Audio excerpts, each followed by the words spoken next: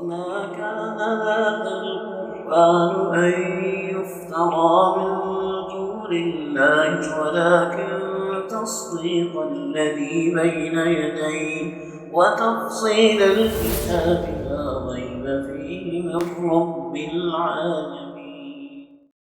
الحمد لله رب العالمين والعاقبة للمتقين والصلاة والسلام على أشرف الأنبياء والمرسلين نبينا محمد صلی اللہ علیہ وسلم وعلى آلہ واصحابہ اجمعین اما بعد. اعوذ باللہ السمیع العلیم من الشیطان الرجیم. بسم اللہ الرحمن الرحیم. سورۃ البقرہ کی 71 آیات ہم نے پڑھ لی ہیں. آج آیت نمبر 72 اور 73 پڑھیں گے. اور اذ جب قلتم قتلتم تم نے قتل کر دیا تھا نفسن کسی شخص کو پھر ادارأتم تم نے جھگڑا کیا فی میں اس اور اللہ مخرج نکالنے والا تھا یا ظاہر کرنے والا ہے ما جو کنتم تھے تم تکتمون چھپاتے اور اذ جب قتل تم نے قتل کر دیا تھا نفسن کسی شخص کو پھر ادارأتم تم نے جھگڑا کیا فی میں اس اور اللہ مخرج ظاہر کرنے والا تھا ما جو کنتم تھے تم تکتمون چھپاتے. پھر قلنا ہم نے کہا اضربوا تم مارو اسے ببعض ساتھ بعض اس کا کذالک اسی طرح یحیی زندہ کرے گا اللہ الموتى مردے کو اور یری وہ دکھاتا ہے تمہیں آیاتی نشانیاں ہی اس کی لعل تاکہ تم لوگ تعقلون عقل کرو سمجھو.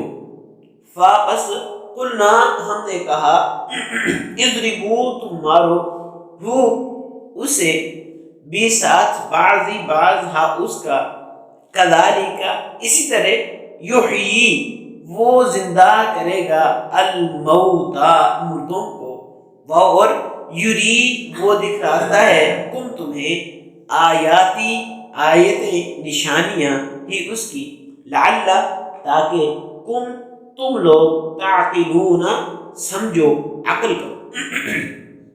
وَإِذْ قَتَلْتُمْ نَفْسًا اور جب تم نے ایک شخص کو قتل کر دیا تھا فَادَّارَأْتُمْ فِيهَا پھر تم نے اس کے بارے میں جھگڑا کیا واللہ مخرج اور اللہ اسے ظاہر کرنے والا تھا ما کنتم تکتمون جسے تم چھپاتے تھے. فقلنا اضربوہ پھر ہم نے کہا کہ تم اس کا ایک ٹکڑا اسے مارو. فقلنا اضربوہ ببعضہا اس کا بعض حصہ جو ہے وہ اسے مارو. کذالک یحیی اللہ اسی طرح اللہ زندہ کرے گا الموتى مردوں کو. ویریکم آیاتہ اور تم ویریکم آیاتہ اور وہ تمہیں اس کی نشانیاں اپنی نشانیاں دکھاتا ہے لعلکم تعقلون تاکہ تم سمجھو تاکہ تم عقل کرو. وَإِذْ قَتَلْتُمْ نَفْسًا اور جب تم نے ایک شخص کو قتل کیا فَادَّارَأْتُمْ فِيهَا پھر تم نے اس کے بارے میں جھگڑا کیا. رات میں قتل کر دیا گیا پھر صبح کو ایک دوسرے پر الزام لگایا گیا تو اللہ تبارک و تعالیٰ فرماتے ہیں فَادَّارَأْتُمْ فِيهَا پھر تم نے اس کے بارے میں جھگڑا کیا واللہ مخرج ما کنتم تکتمون اللہ اسے ظاہر کرنے والا تھا جسے تم چھپا رہے تھے. یعنی جو شخص اپنے آپ کو اپنے جرم کو چھپا رہا تھا اللہ نے اسے ظاہر کر دیا اس میں سے تمہیں نکال دیا. مفسرین نے لکھا ہے کہ یہ قتل کا وہی واقعہ ہے جس کی بنا پر بنی اسرائیل کو گائے کا ذبح کرنے کا حکم دیا گیا تھا، اور اس طرح اللہ تبارک و تعالیٰ نے اس قتل کا راز جو ہے وہ فاش کر دیا۔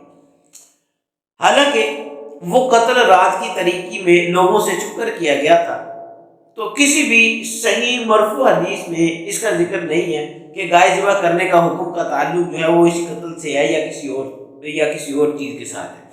تو مطلب یہ ہوا کہ نیکی یا بدی تم کتنی بھی چھپ کر کرو، اللہ تبارک و تعالیٰ کے علم میں ہے، اور اللہ تعالیٰ اسے لوگوں پر جو ہے وہ ظاہر کرنے کی قدرت رکھتا ہے۔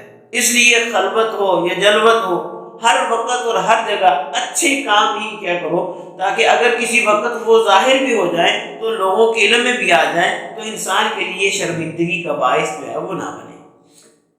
اللہ تبارک و تعالیٰ اس بات کی قدرت رکھتا ہے، اللہ مخرج ما کنتم تکتمون، جو کچھ تم کرتے ہو خلوت میں جلوت میں جیسے بھی، اللہ رب العزت قدرت رکھتا ہے اس بات کی کہ تمہارے اس راز کو لوگوں کے سامنے کھول دے۔ اس لیے ایسے کام انسان کو کرنے چاہیے جو کہ کل کو اگر کسی کے سامنے آئیں بھی تو شرمندگی کا باعث نہ بنے۔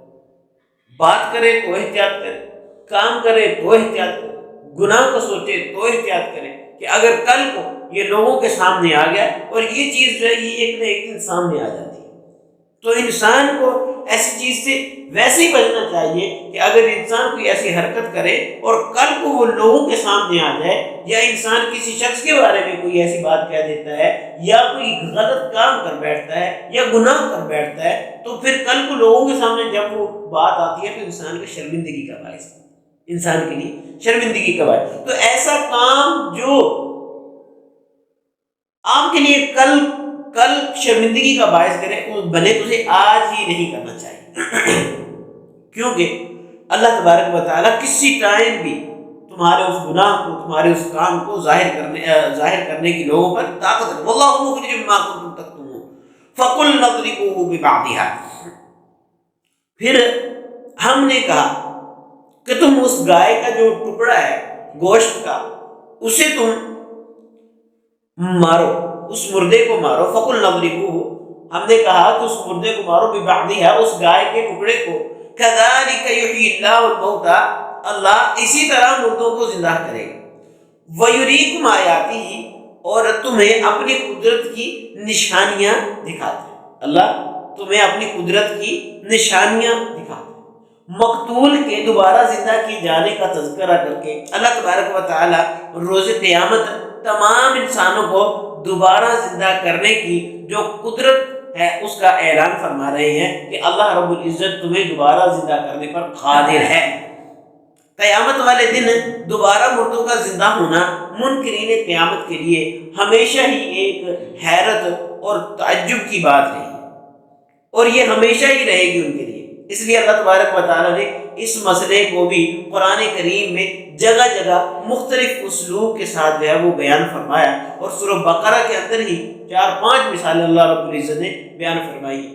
پہلے ہم پڑھ چکے ہیں، اللہ رب العزت نے ارشاد فرمایا ثم بعثناکم من بعد موتکم لعلکم تشکرون، ہم نے تمہیں مردہ کرنے کے بعد تمہیں دوبارہ زندہ کیا، لعلکم تشکرون، تاکہ تم شکر کر سکو۔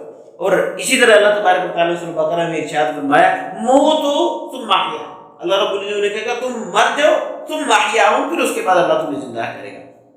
اور اسی طرح تیسرے سپارے کے اندر آج بھی میں نے تلاوت کیا فاماتہ اللہ مئۃ عام ثم بعث، کہ اللہ رب العزت نے اس شخص کو 100 سال تک موت دی رکھی، اور اس کے بعد اللہ رب العزت نے اسے پھر دوبارہ زندہ کیا۔ اور اسی طرح اس کے بعد سیدنا ابراہیم علیہ السلام کا واقعہ، حضرت ابراہیم علیہ السلام نے کہا وَإِذْ قَالَ إِبْرَاهِيمُ رَبِّ أَرِنِي كَيْفَ تُحْيِي الْمَوْتَى، اللہ مجھے تو دکھا کہ کیف تحیی الموتى، تو مردوں کو زندہ کیسے کرتا ہے۔ اللہ رب العزت نے کہا اولم تؤمن، کیا تو ایمان نہیں رکھتا؟ بلا ولکن یطمئن قلبی، اللہ ایمان تو رکھتا ہوں لیکن بس اپنے دل کے اطمینان کے لیے میں بات کر رہا ہوں، ایمان تو میرا ہے۔ قال فخذ أربعة من الطير فصرهن إليك ثم اجعل على كل جبل منهن جزءا، 4 پرندے لے لو اور ان کے ٹکڑے کر لو، اور ان کے ٹکڑوں کو مختلف پہاڑوں کی چوٹیوں پر رکھ دو، مختلف پہاڑوں پر رکھ دو۔ ثم جعل على كل جبل منهن جزءا ثم ادعهن ياتينك سعيا، ہر پہاڑ پر جو ہے نا وہ ان کے ٹکڑے رکھ دو اور اس کے بعد انہیں بلاؤ، وہ دیکھو تمہاری طرف کس طرح بھاگتے ہوئے آتے ہیں. ثم ادعوهن ياتينك سعيا واعلم ان الله عزيز حكيم. تو تم یہ بات جان لو کہ اللہ جو ہے وہ غالب ہے اور حکمت والا ہے. اللہ تبارک و تعالیٰ قدرت رکھتے ہیں ہر چیز، تمہارے اعمال کو ظاہر کرنے پر بھی اور تمہارے زندہ کرنے پر بھی. اور اللہ رب العزت نے یہ بنی اسرائیل والوں کو کیوں بات بیان فرمائی؟ لعلکم تعقلون، تاکہ تم سمجھ سکو، تم عقل کر سکو، تم اس بات کو تسلیم کرو کہ تم نے اللہ کی اور اللہ کے رسول کی پیروی کرنی ہے، تم نے نافرمانی نہیں کرنی. یہ اللہ تبارک و تعالیٰ اسی لیے انہیں بار بار زجر اور توبیخ کیے جا رہے ہیں کہ تم سمجھو، تم سمجھو. لیکن یہ ایک ایسی قوم تھی کہ جنہوں نے یہ قسم اٹھا رکھی تھی کہ ہم نے اللہ اور اس کے رسول کی اطاعت کی. اللہ رب العزت ہمیں قرآن و حدیث کو سمجھ کر عمل کی توفیق عطا فرمائے. سبحان ربک رب العزت عما یصفون وسلام علی المرسلین والحمد للہ. وما كان هذا القرآن أن يفترى من دون الله ولكن تصديق الذي بين يديه وتفصيل الكتاب لا ريب فيه من رب العالمين.